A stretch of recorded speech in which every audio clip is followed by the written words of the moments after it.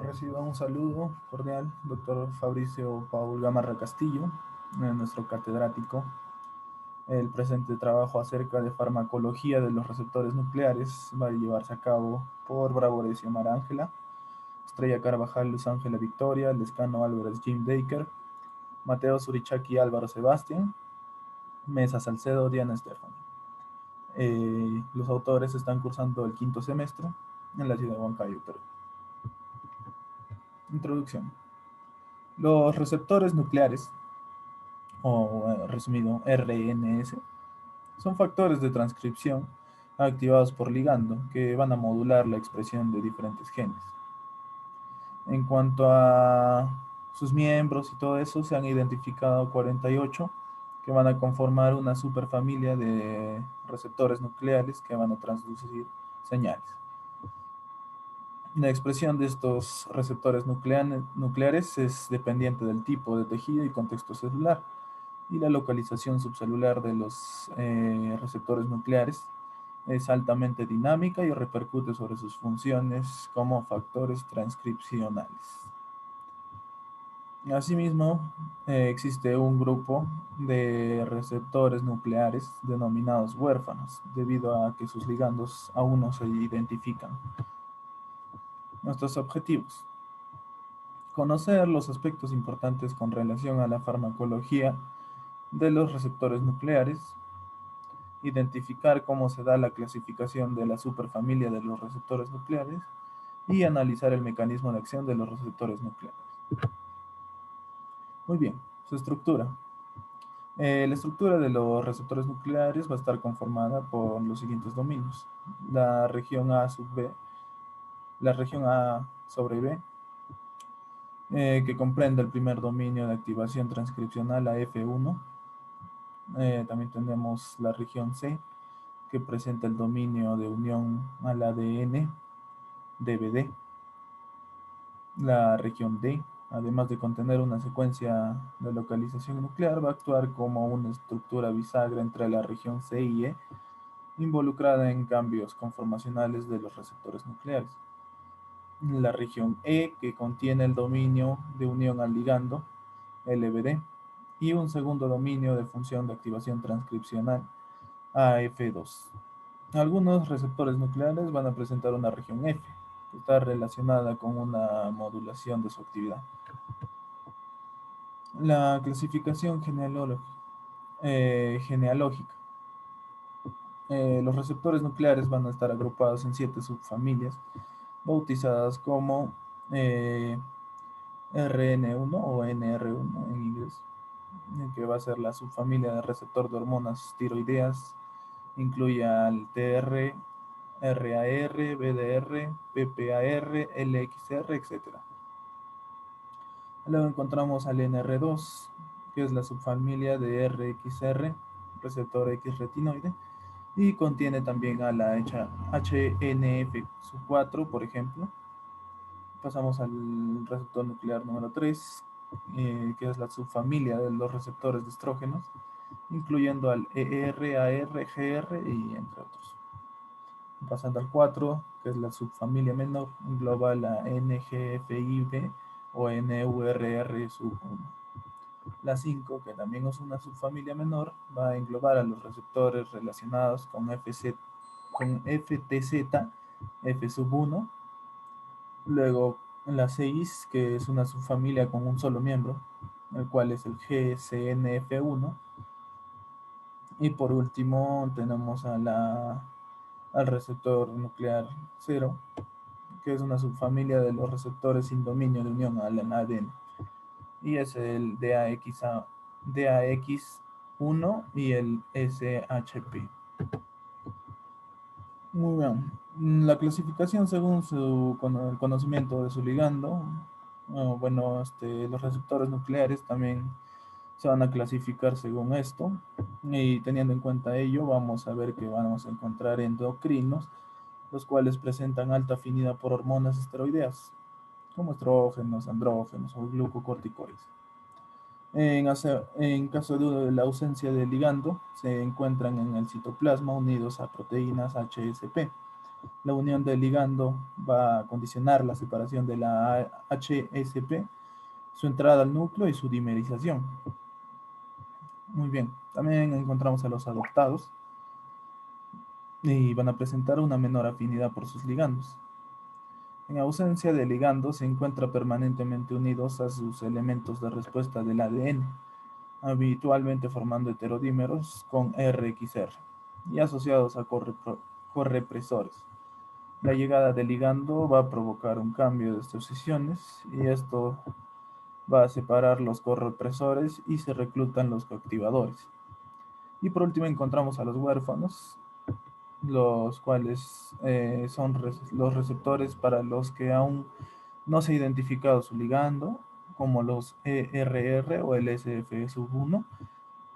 En cuanto a su nivel funcional, algunos actúan como dímeros, mientras otros parecen mantenerse como monómeros. En cuanto a la clasificación según su mecanismo molecular, eh, se van a distinguir en 4 tipos. Un primer tipo, que es en el citosol, da lugar a la disociación de las proteínas del choque térmico, las que son requeridas para el retrotransporte del receptor en el citoplasma y en el pasaje a través del poro nuclear. Entre los RNS, receptores nucleares de tipo 1, se incluyen los miembros de la subfamilia 3, tales como el receptor androgénico, el receptor de estrógenos, el receptor de glucocorticoides y el receptor de progesterona. Pasando al tipo 2, los receptores nucleares de tipo 2, al contrario de los tipo 1, se van a mantener en el núcleo independientemente de si su correspondiente ligando está o no unido, y se unen al ADN en forma de heterodímeros. Entre los receptores nucleares de tipo 2 se incluyen miembros de la subfamilia 1, tales como el receptor de ácido retinoico, el receptor X retinoide o RXR y el receptor de hormona tiroidea. Los receptores nucleares de tipo 3, que incluyen principalmente a los receptores nucleares de la subfamilia 2, son similares a los del tipo 1, en cuanto a que ambos tipos se unen al ADN en forma de homodímeros. Sin embargo, estos receptores nucleares de tipo 3, al contrario de lo que sucede con los de tipo 1, se van a unir a repeticiones directas en lugar de repeticiones invertidas de los HRS en el ADN. Los receptores nucleares de tipo 3 son receptores huérfanos, ya que sus ligandos aún son desconocidos. Y por último tenemos a los receptores nucleares de tipo 4 que se van a unir al ADN en forma tanto de monómeros como de dímeros, pero solo uno de los dominios de unión a ADN del receptor se va a unir a la mitad de la secuencia del HRE.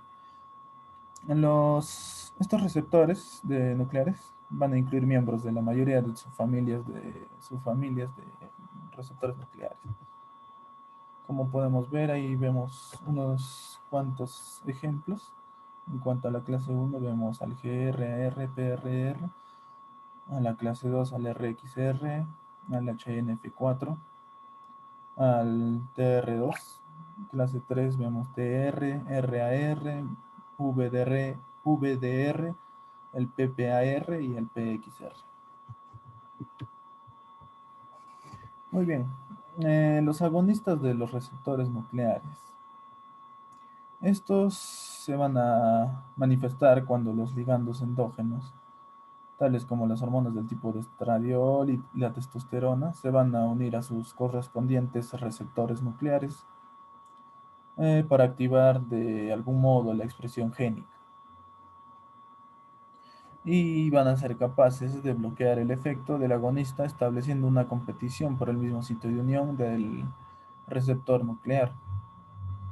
Estos ligandos van a ser referidos como antagonistas. Un ejemplo clásico de fármaco antagonista es la mifepristona. Por último, algunos receptores nucleares que promueven un bajo nivel de transcripción en ausencia de agonistas, también conocido como actividad basal o constitutiva. Estos ligandos sintéticos que reducen este nivel basal de actividad en los receptores nucleares van a ser conocidos como agonistas inversos. El caso clínico.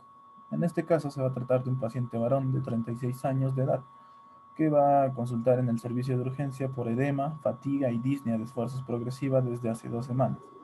Se constata una insuficiencia cardíaca. Durante la anamnesis se refiere que haber sufrido una caída desde el techo de su casa hace 10 meses, con una fractura de la base del cráneo.